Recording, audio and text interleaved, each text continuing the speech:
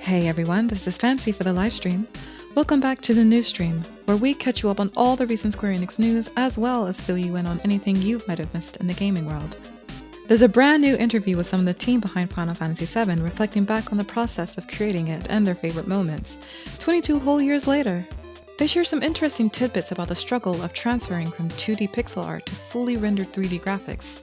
It's an absolute must-see for fans of Final Fantasy VII, so check it out if you haven't already.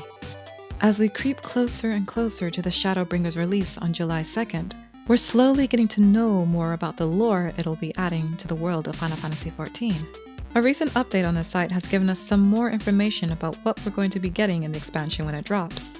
There's an 8-player raid called Eden that will turn back the damage caused by the flood, and hopefully bring new life to the Empty, the area ravished by the primordial light. What's more, the new trust system means you'll be able to take non-player characters into the dungeons with you. Great! We're also hearing for the first time about the new Gunbreaker class, which are the Gunblade Wielders. They're described as blades with a shooting mechanism that emits a range of magical effects by utilizing etherically imbued cartridges, and it would turn out Gunblades were originally used by the Hrothgar. Oh, and while we're talking about the Hrothgar, it turns out there are female Hrothgar out there. There's just apparently so staggeringly few of them, and that's why we won't get a chance to play as one.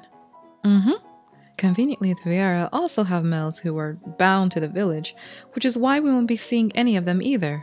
Okay, it still might be nice to meet just, like, I don't know, the odd one, right? I mean, one of them's bound to wander. Like, I don't want to get all free the Viera, but come on, let us play as a bunch of bunnies of all genders, please. It's 2019. If you're interested, there's lots more information on the FF14 site, so go take a look. Ooh, we don't want to spoil too much. I mean, it's only been out 25 years, but the World of Ruin section of Final Fantasy VI, which shows what would have happened were the team unable to win, almost didn't exist. In a new interview, we found out that this whole section came into being only because the team were so ahead of schedule that they had time to burn. Nice! Last year, Octopath Traveler, really gorgeous game, was released on Switch, and now, luckily for all of us who were too poor to play before, it's going to be coming to PC on June 7th. Hajime Tabata, Final Fantasy XV's director who left Square Enix last year, has announced the game his new studio, JP Games, are developing. A Paralympic sports RPG called the Pegasus Dream Tour. It's set to be the first officially licensed Paralympic video game and is already receiving praise for its inclusiveness of those with special needs. Super cool. At long last, we can finally change our PSN IDs. Hey, what's yours gonna be? Oh, me? I've been waiting forever to be XXX Claw for some XXX. Oh, cool. That's really neat. I know, right? I'm here. Oh no! Oh! My progress! My trophies! No! Yeah. Despite now being able to change your ID to something a little cooler on your PlayStation, it could, break your game and lose all your progress. So, just bear in mind before you go changing.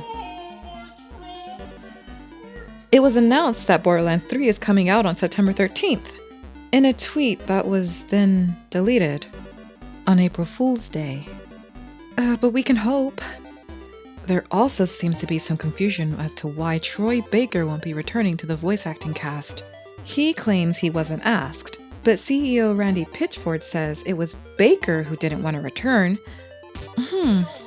Okay. Well, hopefully someone somewhere down the line can make sense of this he said.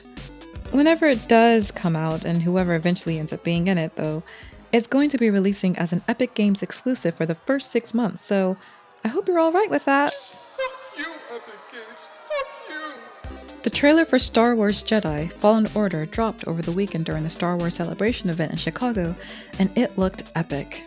Respawn founder Vince Appella assured fans that it's a single-player story game with no microtransactions. Seems really promising so far, but we should be careful about getting our hopes up too high. Remember, trust no one. And that's all we have for this week. Thanks again for watching. We'll be back soon to catch you up again, but if you have a thirst in the meantime, You can always head over to our forum or our Discord, both links in the description below, where we discuss everything as and when it happens.